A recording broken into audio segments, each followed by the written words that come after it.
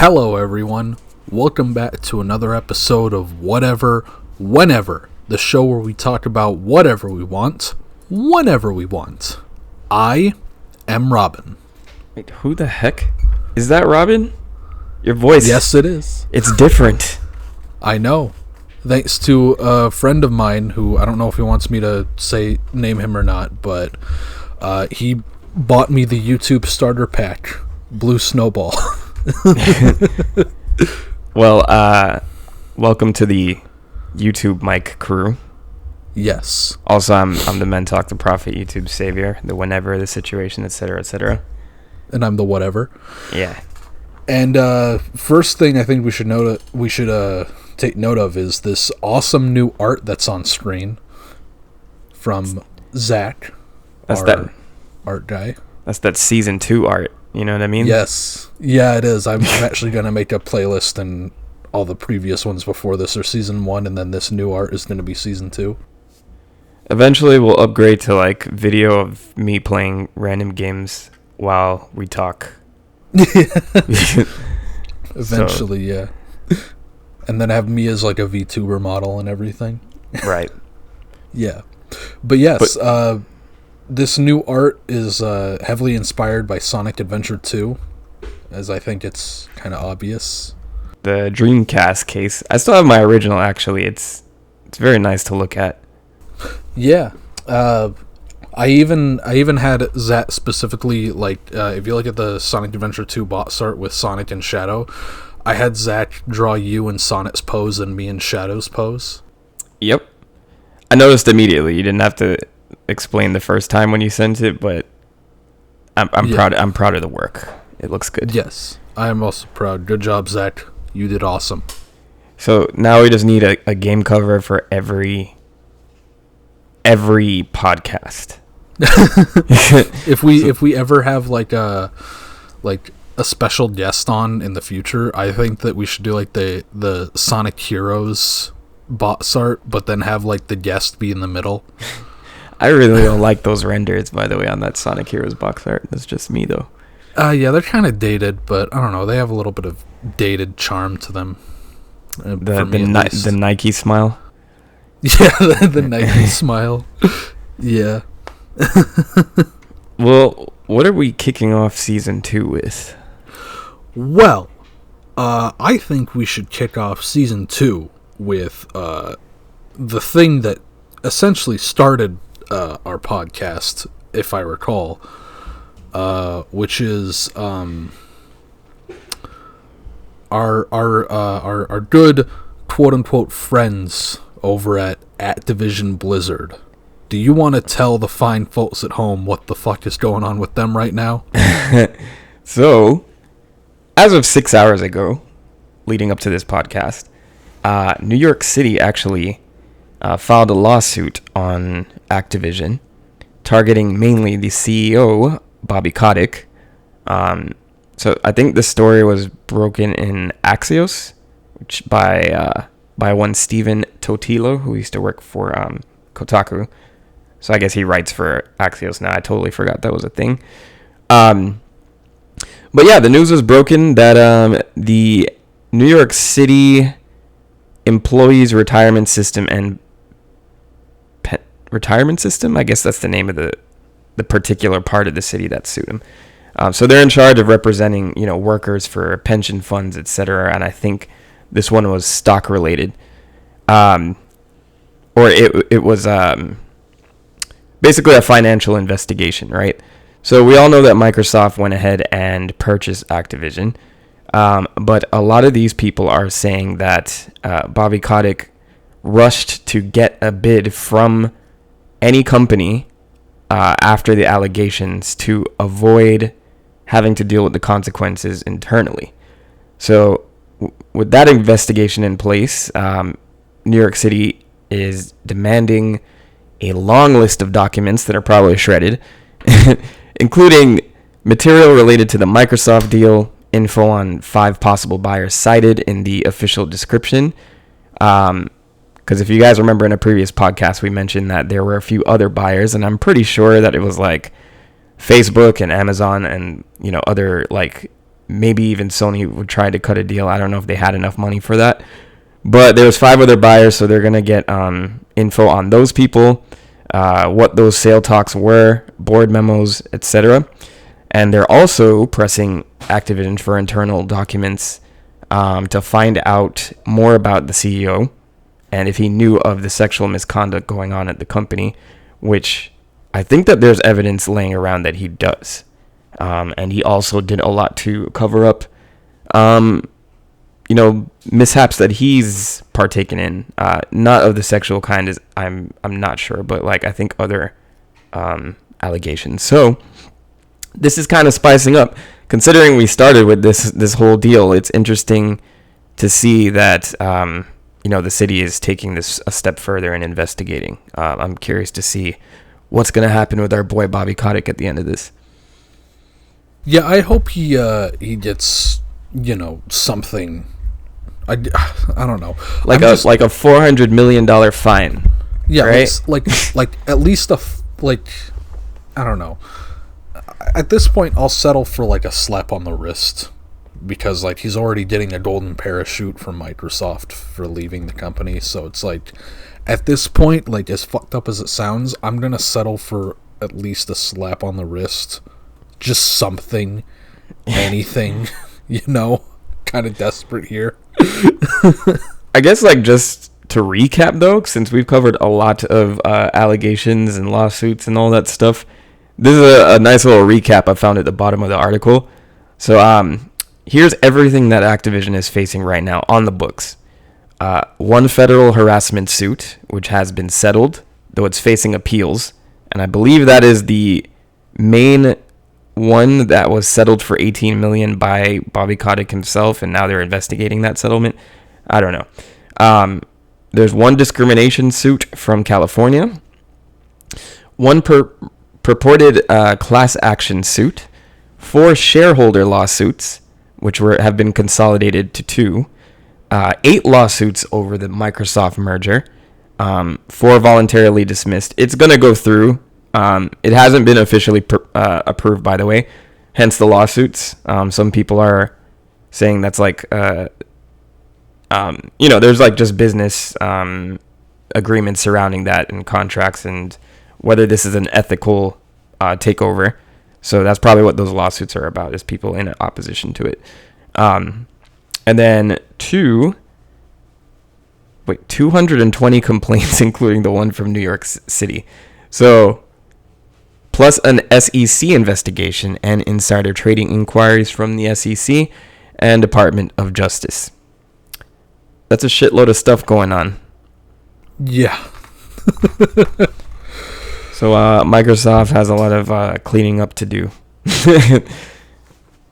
You wonder once they fully merge if like Microsoft is still like liable for that. I guess like the parties involved are all written down, so like once they're acquired, it's gonna be the old parties still. And I guess Microsoft is gonna have to be involved in some sense, but yeah, it's I don't envy the lawyers at that company.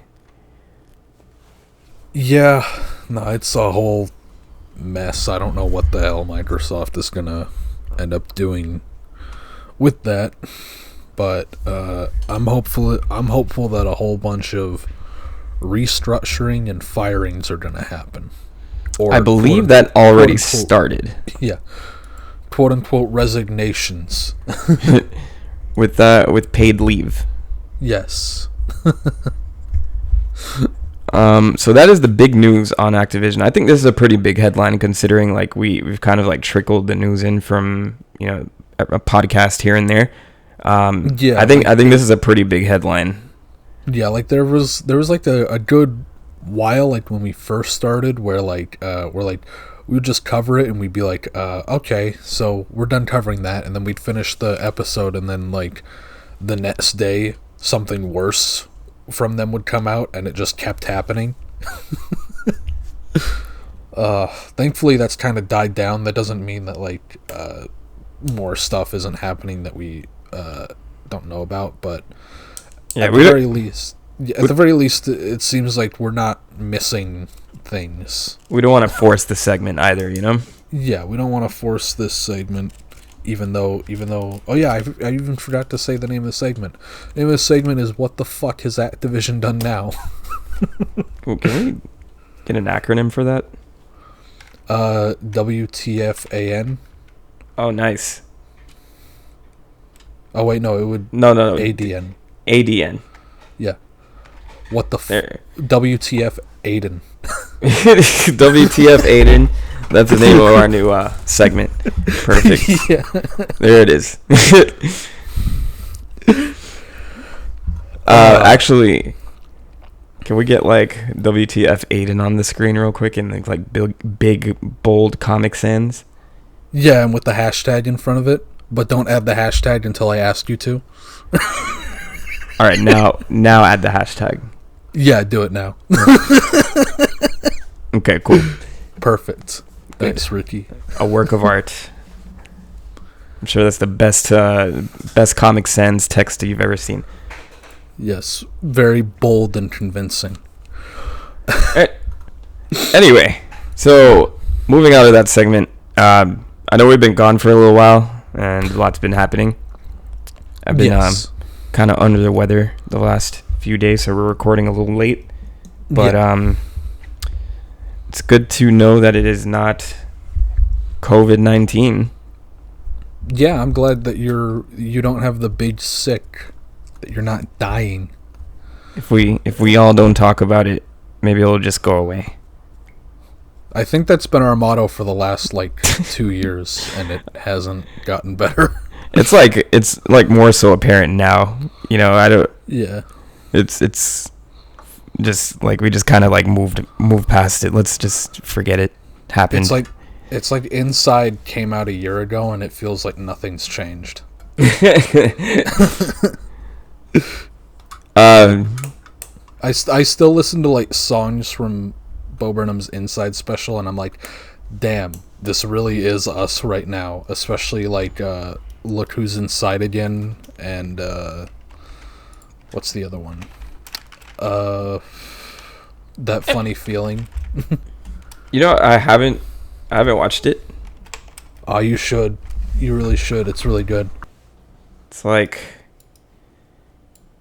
was that during lockdown? I think. Yeah, it was. It was he made it throughout all of 2020 because he was gonna do a comeback in January of 2020. He was gonna start looking to make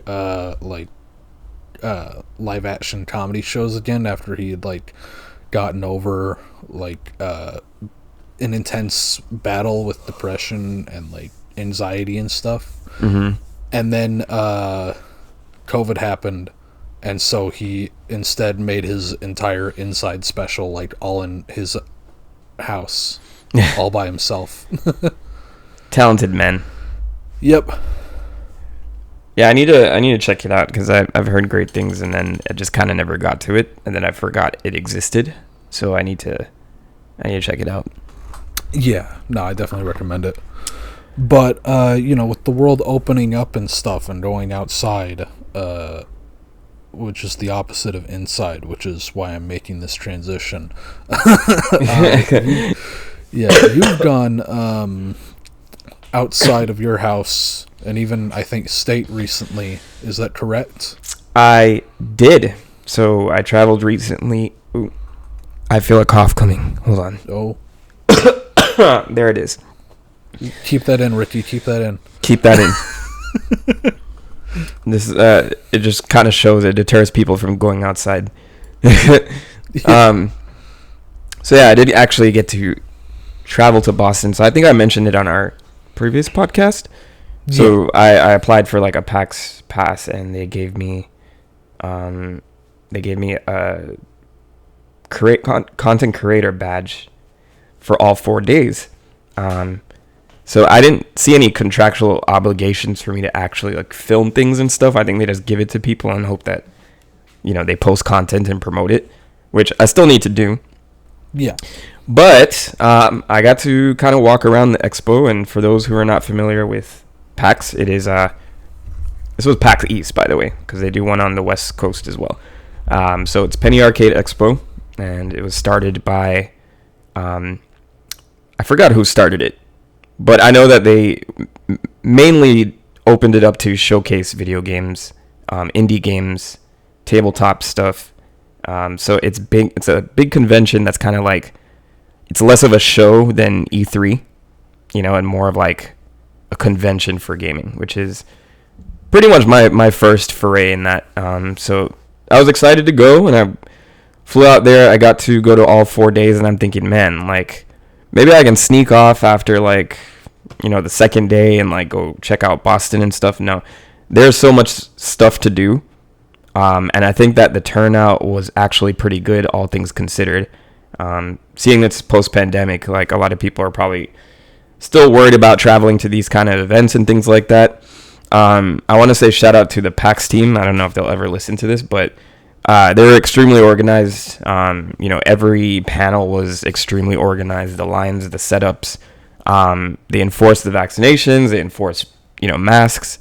So all of that was checked and enforced pretty heavily, actually. I remember taking a sip of my drink and forgetting my mask was down, and somebody like literally said something to me 3 seconds later. So they tried to keep a handle on that. But also, they had a lot of great talented panels, I think. A lot of streamers, content creators, journalists. I believe there was even, like, little fun panels in between. And, like, shout out to those people who actually, like, have the courage to set up those panels. You don't know whether it's going to succeed or fail, because there's a lot going on in PAX at the same time. So, like, just to get that interest for people to come to your panel and just to brave that type of anxiety, I commend people for setting that type of thing up. But yeah, Robin, like, for the most part, like, there's like a ton of things that you can do there, and it just depends on your goal as, you walk around. Do you want to see new games, or do you want to go to these booths? Or you can basically spend all 4 days playing tabletop games with your friends, or you can just play video games the whole time. You can go upstairs to a console area, just grab a controller and sit there the whole time. You can get hosed at the bar that they have, like, around there. There's like a little contained area where I don't think you can walk around with the alcohol, but they had like an IPA area where they were just giving out, like, beers, and people were spending, like, long days there. Like, the bartender was telling me that people just came in there at 10 o'clock and just would not leave until they had to kick them out. So amazing.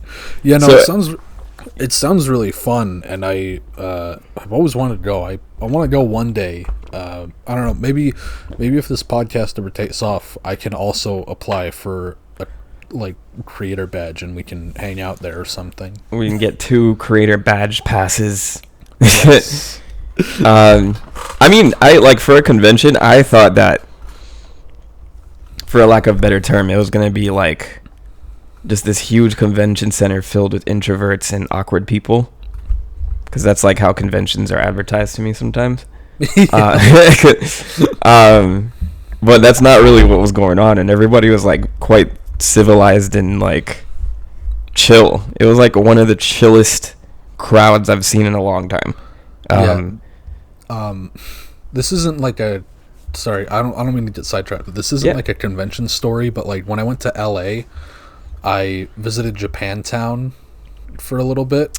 They're like Japantown area where they have, like, a whole bunch of, like, Japanese restaurants and, like, all that stuff. Yeah. Well, there was like this little underground area where they had, like, a like game store that sells exclusively, like, Japanese games and everything, and there was also, like, this little kind of, like, anime store that sold, like, a bunch of anime stuff and like manga books and all that. And I was just sitting there, like, looking at the figurines thinking, I wonder if I should get any of these. And I'm like 19, never been anywhere, like, by myself before, and I'm just sitting there staring at these, like, all these figurines, and then these, like, 3 high school dudes, like, just walk up next to me and then just start pointing at all these half naked anime girl figures, and are just talking about how, like, cool they are. And then I'm just sitting there hanging back like, okay, buddy.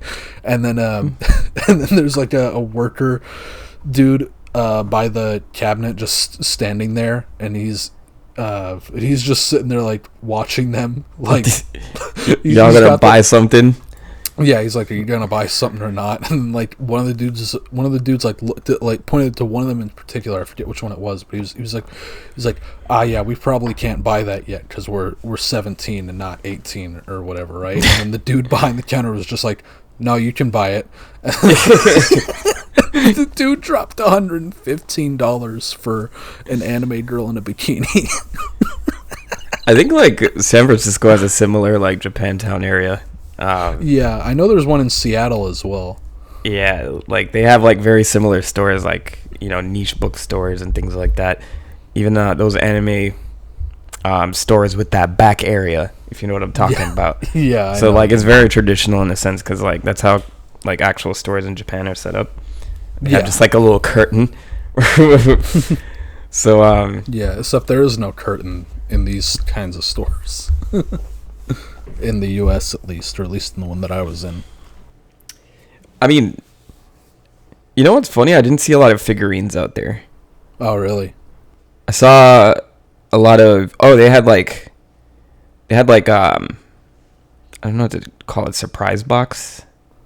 Oh, like the little... Like, I know what you mean. Like the little like box figurines, and then you open it and you don't know which one it's Mystery box. Mystery box. Yeah.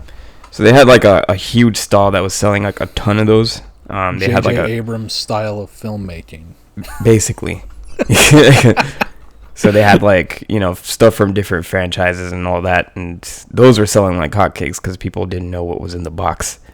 And it's like your mileage would vary, because I saw like some cool Power Rangers shot glasses in one, and then like I got the Sonic one, of course, and they gave me like a seatbelt keychain, which I'm like, this is freaking whack. Dude, I want the seatbelt keychain. Who wants that? It's literally that like episode of The Simpsons where Mr. Burns, I forget the setup, but Mr. Burns has to like give Homer some kind of compensation, and he's like, "Okay, so I could give you $100,000, or," and then he like reaches under his desk and like pulls out this like box with a bunch of question marks on it. He's like, "Or you could see what's inside of the mystery box and keep that." And then Homer's like, "Oh, I'll go for the mystery box," and like he opens it up and like a rabid weasel attacks his face or something. I think like a Family Guy did a similar joke too. Yeah, it wouldn't surprise me. Family Guy is just a rip-off of The Simpsons. Ooh, let's not go there. Oh no, I'm going there. We're gonna alienate some people. I said it. Come at me, motherfucker. But yeah, for anyone that's like interested in going to like a convention, I can vouch for PAX 100%. I know it's a little pricey, especially like Boston being a very expensive town in general, but yeah, if you're into that kind of thing, I think it's worth saving up for. You're gonna get like a different experience depending on what your goals are. If you're going there to sit at the bar all day, I'm not gonna judge you, but you can do that. You know, you can do it. If you wanna just stand and stare at cosplay people, you can do that. I don't vouch for that though. Don't do that. Yeah, don't do that. Just because you can doesn't mean you should. Right. That's kind of weird. But you can though. So yeah. It's your mileage may vary. You know what I mean? So like, just to put a cap on that conversation. Actually, one last cool thing I got to do was interview the developers for Teenage Mutant Ninja Turtles Shredder's Revenge, which is, I believe, is coming out this summer. They don't have like a concrete date on it, so I'm sure like if it's not this summer, then they announce that there's going to be a delay or something. I don't know, but they're looking at summer release. But I got to play the first couple of levels, and that game is just oozing with polish. It's amazing. All the sprite work is great. I think that is by the same makers of Scott Pilgrim. Oh, so nice. if you're a fan of that type of beat 'em up, or Streets of Rage 4, which is the same publisher, I definitely like take the leap on this game. Like all the even the enemies are doing like cool stuff within like the stage. So if like you're one of the turtles and you walk up to an enemy like on the next part of the screen, sometimes they're there like texting on the phone or like sunbathing on top of the car, like stuff like that. So just very animated game, and I think it has like a ton of polish. So I had a great time. I'm definitely investing in that game. Yeah. No, it's like I cannot wait to see how that is. I like have had a kind of passing interest in the Ninja Turtles. I was really into them when I was like little, but then as I've grown up, I've kind of like become a little detached from that. But, same. Like yeah. I think like I grew up on the 80s cartoon, reruns of the 80s cartoon, I guess.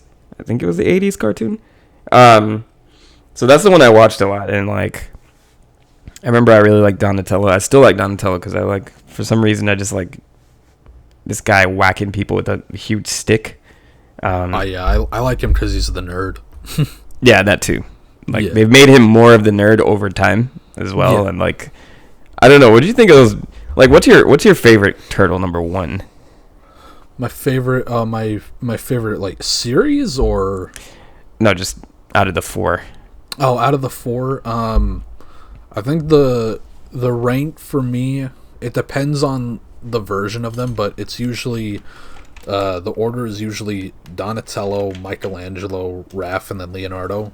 Leonardo's always fourth because he's kind of boring compared to the others. He's the Superman. Yeah. although I will admit in some iterations Raph is lower than Leonardo because Raph is just like, in some versions of the Turtles, Raph is just an unreasonable douchebag for no fucking reason at all. Yeah, I don't like that they make him like overly hot-headed sometimes, like just to like, well, this is his character, so let me just make him like this. Yeah.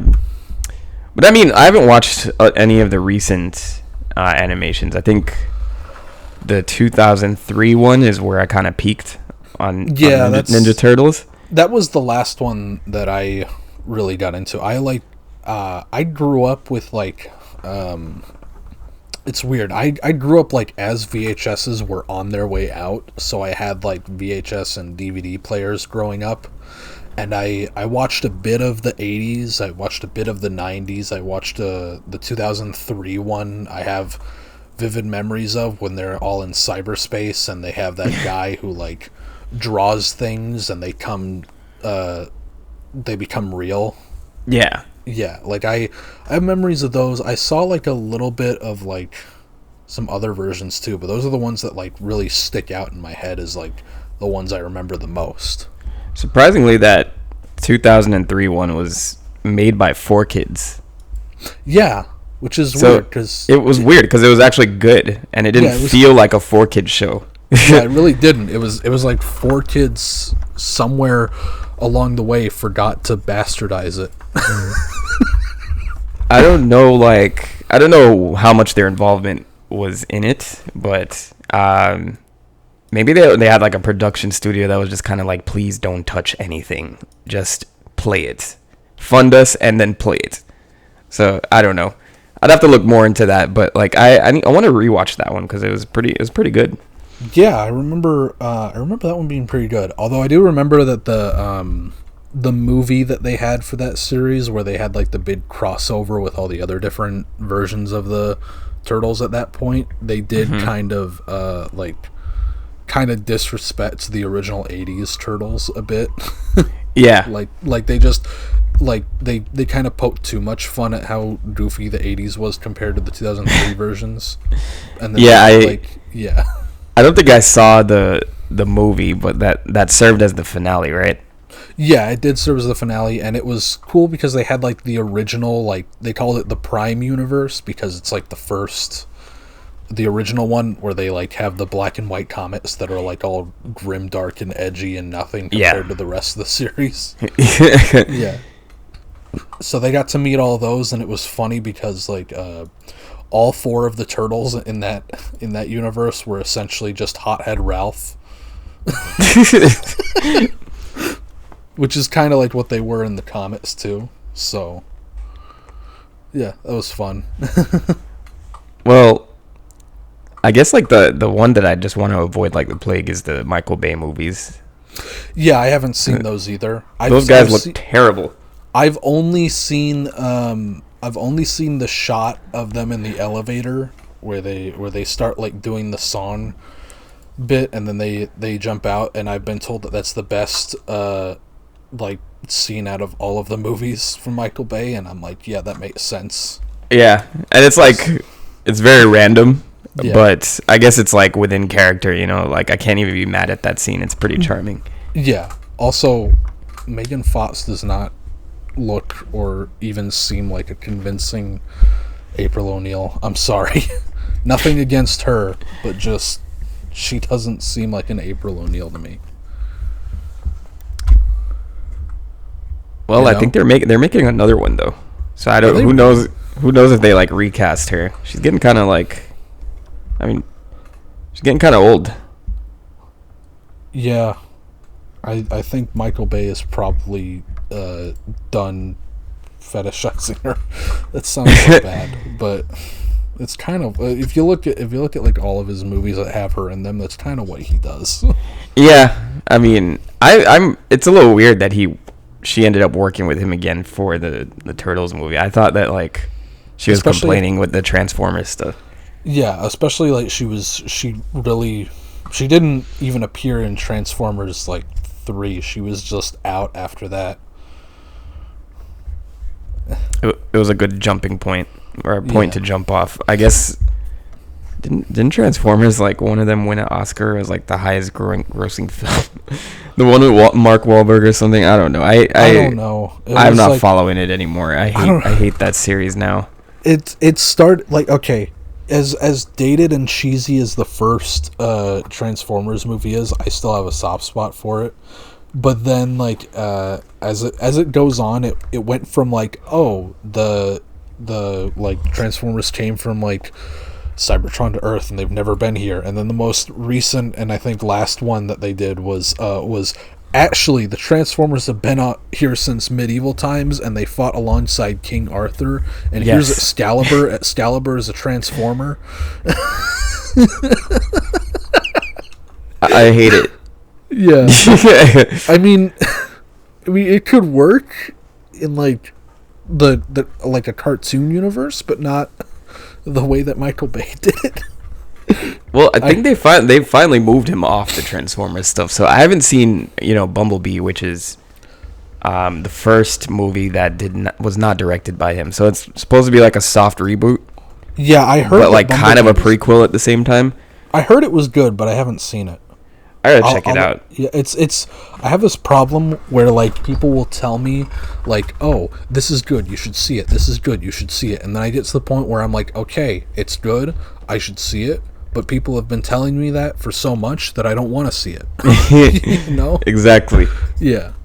That's kind of how I feel about like any movie. I don't know. I kind of check out when I hear like 100 recommendations. Yeah, it's like after a while you get recommended so many times that you just don't care. It's kind of like actually no, it's exactly like the phenomenon with like Homestuck and Undertale and all that, where even like back then you be hearing constantly like oh, this is good, you should play / read this, it's so good, it gets better or whatever, and then eventually you're just like, I'm sick of this, I don't want to hear it anymore. Just stick with it, it gets good, I promise. Homestuck fans sound like abuse victims sometimes. Yeah. Like I swear it gets good at Act 3, which is 2,000 pages in. I gave up like when the ancestors of the kids started going in, like all their parents. When I gave up at that point, and I was like, it's not going to get better. And people keep telling me, no, you gave up just as it was starting to get good. And I was like, if it took that long to get good, it's not worth my time. Yeah. I mean, hey, like, I think sometimes it's best not to force certain things. And, just because, like, there's a payoff at some point, I think you have to, like, enjoy build-up, too, And if you're not enjoying that part, then it's kind of not worth it. Yeah, like, I can understand, like, a slow burn stuff. Like, it like, builds and crescendos into something good, but if you don't like the build up, then why would you even bother? Like I like JoJo's Bizarre Adventure because I liked the build up. Like right. a lot of people say, "Oh, Phantom Blood sucks," and I'm like, "No, Phantom Blood is amazing. It's the perfect setup." Robin, JoJo is like the quintessential example of what we're talking about that people told me I need to watch. So people are like, "Oh, you need to watch this. It's so good," and then they like harass you to watch it for nonstop, and then you just don't want to. There's one day that's gonna get fed up and just whip a gun out and just put it to your head. Sit down. You're going to watch this. Episode 1. That's like a skit in general. They start singing along with the title screen and stuff. Yeah, no, that should with the gun like stuck to your head. Yeah. Oh, we should do that. I should come down to your house, or like you should come to my house, or vice versa, and then I put the gun to your head and be like, "You got to watch this, boy." Sit down. Oh, Robin, so good to see you. Yeah, good to see you too. Finally meet you in person. Now sit the fuck down. What? I said sit down. By the way, if any Transformers people out there are fans of that, not the scenario I just put up with the movies and stuff. There's gonna be like a sequel to Bumblebee, technically, but it's gonna be a Transformers movie called Rise of the Beasts, and it will center around Optimus Prime in 1994 Brooklyn, New York City, and then parts of Peru and stuff. So interesting. More Transformers action is definitely coming, but I don't know. I think Sonic is filling that niche market now. I'm sorry. I'm just picturing Optimus Prime, like his voice in those movies, but with a Brooklyn accent. Speaking of the voice, though, Peter Cullen has been doing that voice for a very long time. I just realized that I didn't realize. I just found out that he's 80 years old. Oh, jeez. He's still making these movies. So, like, yeah. my first venture with him was actually like the little Toonami, in between promos. If you grew up in the 90s, you would kind of know like Toonami had these hip hop, lo-fi, like in between, similar to the Adult Swim cards, but like they were just very action packed instead. So like they would show clips of Dragon Ball. Then you'd have like Peter Cullen's voice in the background sounding like Optimus Prime, and he'd just like say things like at the end to advertise it, like dark is just before dawn. See, only Toonami, like something like that, and it was like super cool. See, my first interaction with him, not like early interaction with like media that he was in, I should say, was him as Eeyore in Winnie the Pooh. Winnie the Pooh, yeah. How long has he been doing that role? Let me see. I have no idea. Okay, he started that in 97. 97. Jeez, he's been doing it for a while. I was gonna say he hasn't been doing it that long. Well, I mean, that's like 3 years older than me. So yeah, for perspective. I'm always thinking of like the very first Winnie the Pooh animation and stuff. That's the one I used to watch all the time. Yeah. Did you know that Winnie the Pooh is like in public domain now? Yeah, I think that's why they came out with that Christopher Robin movie. That wasn't a Disney movie as far as I know, right? No, it was a Disney movie. That was before they lost the copyright. Like, they just recently lost the copyright. Oh, okay. Yeah. It was like earlier this year that it expired. Let's see who's cashing in on that. Yeah. I think they have like some stipulations where like you can't like directly rip off like. Well, it can't be the Disney version of Pooh. Yeah, it can't be the Disney version of him, but you can still do whatever. Yeah, they definitely still have that. Surprisingly, no movies are in progress. Yeah, I think it's because Winnie the Pooh's kind of died out. You would think.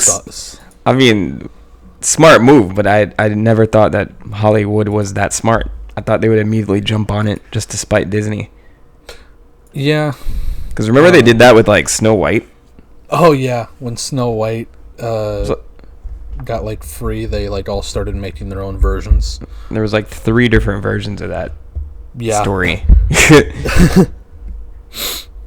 And they all sucked. Terrible. Yes. horrid. Wasn't Thor in one of those? Yeah, he was. Yeah, Chris Hemsworth. Yeah. Yeah. Before he started to be idolized. Yeah.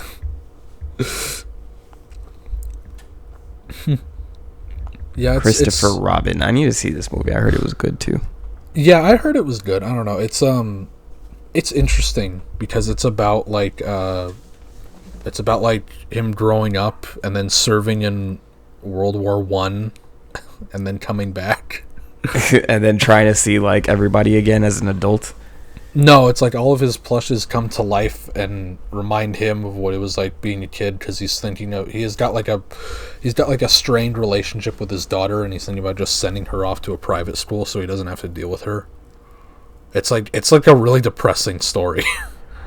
That's kind of why I wanted to watch it. I'm like, this looks like the Pooh story that I need in my life. Yeah, it's like scaled up. Have you seen the edit someone made of the trailer that made it seem like a horror movie? Yeah.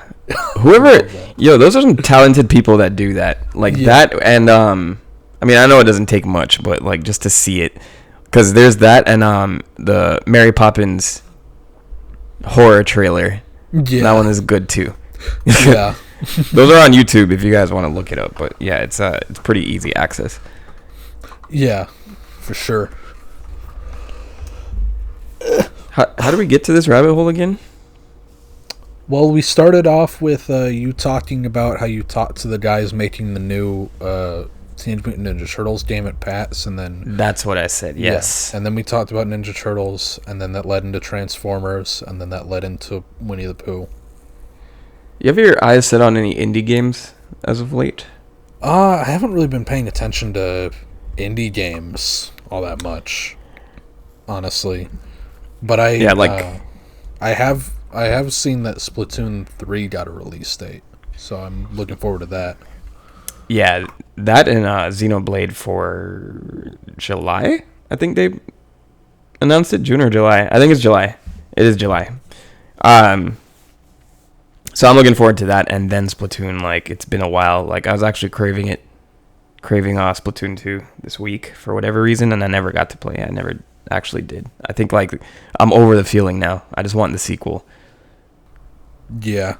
But I guess like while I was at PAX, there was a lot of indie games that I never would have seen on the internet, I guess, if I didn't like. There was a lot of lines with people like trying to play a lot of this stuff. So if you plan to go there, plan to wait in lines, and plan to wait in lines, and also the demos are like not really demos. A lot of those places just have like an early build of the game, and it takes forever to finish most of that stuff, surprisingly. So I guess it takes work to build a demo. Like, I don't know where the cutoff point is for some of this stuff and what the etiquette is. Like, if I'm sitting down there like playing the game and it takes me like 30 minutes, I'm entitled to that. But is it bad etiquette for me to sit there and complete the demo? Like, I didn't know, so that's kind of like something that I want to see, like, is there a PAX etiquette for this type of thing? Yeah. I don't know. There is 2 games that I backed on Kickstarter. I don't know if they're anywhere close to coming out, but I am looking forward to them. One of them is Oddventure, they're both Earthbound inspired, but there's Oddventure, and then there's Her Loving Embrace, which I actually know the creator of. So Oddventure is not the same as Oddity, correct? No. Oddity is different. And it's never coming out. It is never. It will come out when it comes out. I'm convinced that I'm fully doomer on Oddity. It's not coming out. I like to just Men in Black nebulize myself. Is that the word? Neuralize? Neuralize. Whatever. Is neuralizer. Yeah, nebulize. That's something else. Nebulizer. I like to neuralize myself when it comes to Oddity. For those who don't know what Oddity is, originally that was a fan game called Mother 4, and it was just a dev team that just was inspired by Earthbound and wanted to make an unofficial fan game.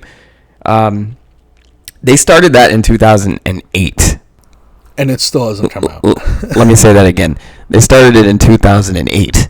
And Yes. at some point, I think that Nintendo was like breathing down their necks. And they're like, No, we can't release this as Mother 4 or whatever. No, it wasn't that Nintendo was going after them. It was that they saw that Nintendo was like taking down a whole bunch of other fan games like Pokemon Uranium and Metroid AM2R, and then they just decided to preemptively like protect themselves by rebranding to Oddity. Yeah. Yeah. I mean, it looks great. Yeah, it looks great. It looks cool. It's just not coming out. That game has been in development hell for so long that at this point, I think it would be better if it just doesn't release. It should be a concept in our minds forever. Yeah. Also, it should be an oddity in our minds forever. There you go. Also, it's taken so long to come out that another Mother 4 project has been started up. What? Hold on. No, you didn't know this? I didn't know this. Mother 4. Oh shit. It's literally the Thanos. He's like reaching into the Infinity Gauntlet and he says, "Fine, I'll do it myself." It's like that picture, and then it's Mother fans when Mother fans won't get the Mother 4. Someone is trying to make Mother 4 again, and it looks great. Kotaku always has like the same headlines. They do. It's like blank is trying to blank, and it looks blank. No, it's always somebody made this awesome edit, and it's great. It's like they never put the name. It's always like somebody, somebody did this, and it looks great, or somebody did this, and this is why you should like it. Anyway, Mother 4, fan-made sequel. Yeah, here I'm on their official website. Let me read out what their blurb is. 3 young men discover an unwelcome guest deep in the woods, and America is turned on its head. It's up to a small-town teenager named Aaron to tour the United States in order to deal with the aftermath of that fateful meeting and uncover the story behind the Rift Shells, ancient artifacts of awesome PSI power and dubious origin. On his journey across Podunk and Suburbia and impossible dungeons, he'll meet the overconfident mechanic Maggie, the reserved yet proficient Troy, the dense but kind-hearted magician Trisme, along with many other loyal allies and oddball foes. They'll fit the veil of the untouchable entity pulling the Earth's strings, or they'll lift, capable of bending the rules and stacking the odds against our heroes just to harness the power of the Rift Shells for an absolute yet unknown purpose. But there's nothing to worry about with your friends behind your back, right? So yeah, that's the blurb. This plot seems a little nuanced. Yeah, it seems like every this is kind of like a problem I have with like Mother fan games, is that like Mother games are like they tackle like deep stories and stuff, right? And they have deep topics, they tackle a whole bunch of deep subjects, but at the end of the day they're like relatively simple when it comes to stories. Like even Mother 3, that's kind of simple. Right. But I think it was like a little bit more focused, Mother 3, but I agree with you totally. Like, I was actually surprised when I played Earthbound recently. I'm just like, yo, like, nothing is happening most of the time. You're just walking around for the most part. Like, the plot's, like, not until much, much later. Yeah, and it's like, Mother 3, you could argue, is, like, a bigger focus on the story, but, like, that's a little different, because it's, like, it takes place, like, thousands of years after the rest of the series. But it's, like, every single, like, Mother fan game has to be like overly complex. Even the good ones, like I forget the name of it, but like there was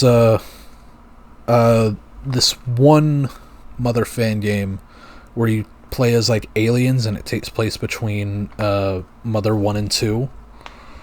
Okay. Earthbound and Earthbound Beginnings. And it's got like all these like different endings. It was made in RPG Maker, and it's good, but like at times it can be like overly complex. Yeah. Which I guess that kind of makes it stand out as like a fan game, but I don't know. Yeah, like sometimes when I play like fan games, like you get to a point where you realize, yeah, this is definitely a fan game, and there's no shade thrown at like developers that do it, because you know, like, we need those things in the world, but no shade. You can tell, like, no shade at all, and like I'm guilty of this too, because like I've written fan fictions, and I've like started up and not finished fan games as well. And I also acknowledge that the problem of like, at a certain point, something is obviously fan made and not like official. Which, I mean, yeah, obviously it's fan made and not official, but it feels fan made and not official. You know? Right. Yeah. Which, I don't know. Maybe it's just like some weird mental thing that you can't really separate, but I don't know. I'm not a psychologist. Well, you know what's funny? The mother4.org is the site for the new one, because Oddity still owns mother4.com, I think. But what's funny is that they have an FAQ just like Mother 4, just like Oddity, and the second question is, when will Mother 4 release? And the answer just says IDK.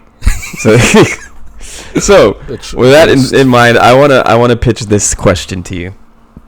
What do you think will drop first, Mother 4, Oddity, or Nintendo dropping Mother 3? That's actually really tough. None of the above is like an answer as well. None of the above is what I want to say, but I feel like that's a cop-out. But if you will give me the permission to say none of the above, then yeah, none of the above. All right, I'll accept that. Yeah. Oddventure looks nice, though. I think you did share this with me on a previous podcast. Maybe. Or maybe I don't know if it was on a podcast or not, but yeah, Oddventure. I think so, because remember we talked about a direct, and I thought that Nintendo the trolled mother everybody. Yeah, I think that we covered that. Yeah. Yeah, Oddventure, I am a backer of this. I can't wait for it to release. Her Loving Embrace is the other one. I actually know the creator of that. It's Mother without the M. Yes. Yeah. Clever. Yeah. I actually have a toaster with the mascot of the game on it as a sticker. I just got the sticker, and I don't know what I'm saying.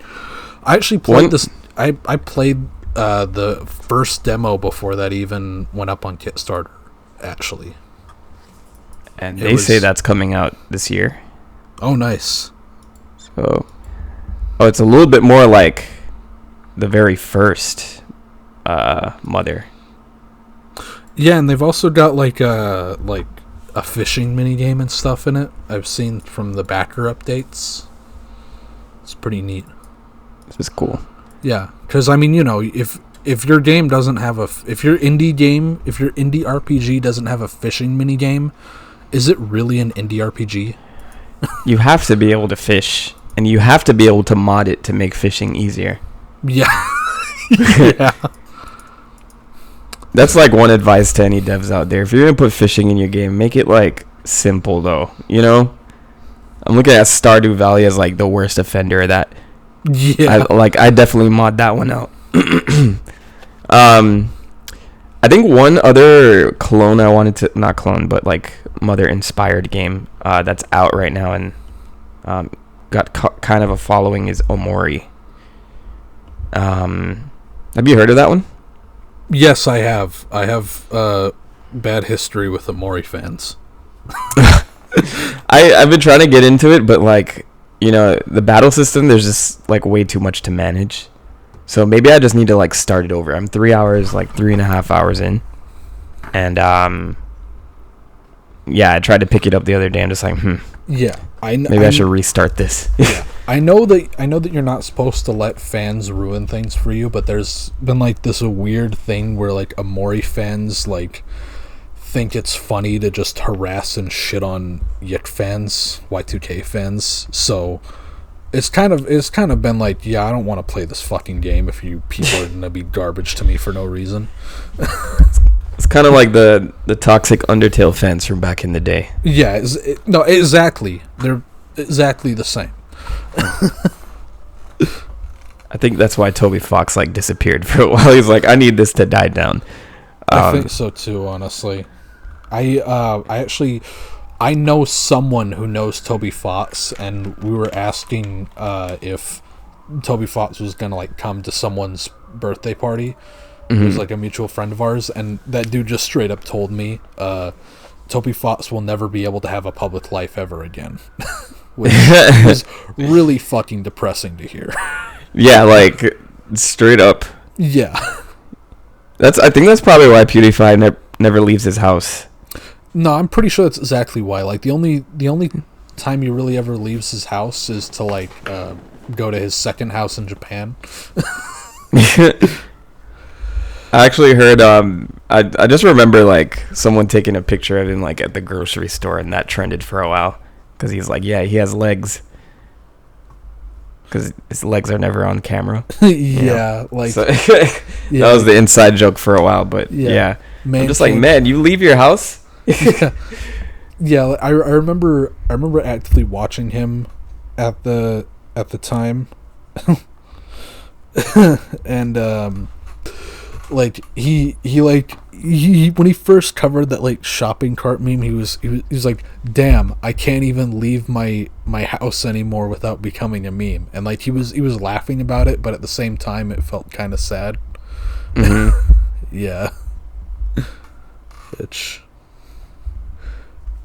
Yeah, it's moderately depressing. It is. So as my subscribers go up, I tend to wonder, like, I don't think it's gonna be that bad. When you reach a million subscribers, you will become a shut-in. I'll now be recognized at a cafe. Yeah, you'll like when you go to the grocery store and do some shopping, and someone says, "Oh, the Mentok," then you'll realize it's time for you to go inside and never come out. And I'll probably be a grandpa by then anyway, so yeah. But then again, like there's some old farts that have successful channels on YouTube, so it's a matter of time. Like Shirley Curly, the Skyrim grandma. Yeah, she was actually at PAX too. Oh, nice. Did you meet her? Yeah, she went. I didn't get to. Her panel was full actually. Oh, damn. Yeah, like she filled up the room. Yeah. Oh yeah, there's this another woman, I forget her name, but she's like I got this video recommended to me, and it was like this old like lady from New Zealand who was like just unboxing her collector's edition of Shin Megami Tensei 5 for Nintendo Switch, and it was oddly wholesome. And she was I think I've seen that actually. Yeah. Yeah. Let me look her up. I wanna shout her out properly. Old lady Shin Megami SMT5. I feel bad having to type that. Food for Dogs. That's her channel. Food, number 4, and then dogs. And Food for Dogs. Yeah, like her most recent video is unboxing Kaiden Kiwami limited edition for the PS Vita. She's talking about Rune Factory 5, Tales of Arise. It's still jarring when I see like old people like that. I know, that are just like into like super niche stuff. Not even just like video games in general. Just like the super niche like anime stuff. Yeah, she did like a 30-minute video. It's like a first impressions video on the Xbox Series S. It's her first Xbox. Mm-hmm. She did a video on the Persona 25th anniversary celebration. She's got a video of her playing through the prologue of Steins Gate with commentary, and it's an hour long. She's killing it with views. Yeah, she is. She's doing pretty good on views. Jeez. Yeah. Oh my god. But yeah, no, shoutouts to her. It's really awesome seeing, like, people her age being super into, like, just games and stuff. And she has a video, like, on her channel somewhere. It's called How I Got Into Gaming. An old lady discovers, like, a world of imagination or something. Mm-hmm. That's really good. It's like an hour and 10 minutes, and it talks about, like, her history with, like, gaming and how she got into it and all that stuff. It's pretty neat. Go check her out. Yes, go check her out. I'll link her in the description if I remember to. Maybe she'll be a guest one day on the podcast. Yeah, if she ever finds this podcast and she's willing to be on, then yeah, go for it. We'd love to have you on. You gotta reach out, Robin. You gotta. I could. You gotta let her know what's up. Yeah. But yes. Well, coming up to the hour mark. I know next podcast there's been some Sonic news and we want to talk about that. So yeah, stay tuned for that. Yes, Sonic Prime and Sonic 2. Yeah, you want to talk about that too? Yeah, we've talked a little bit about Sonic 2, but I've finally seen the movie, so I want to give commentary on that as well. So. Yes. Cool. So, yes. All right. This has been... I don't know what to do. You haven't told me to take it home yet. Oh, yeah. You know what? Don't take us home. Take us to school. All right, class. This has been episode 24 of Whatever, Whenever. Thank you all for joining us. Goodbye. Bye. Yeah. Thank you all for joining. I always am Robin. And I'm the Mentok. And we will see you all later. Peace.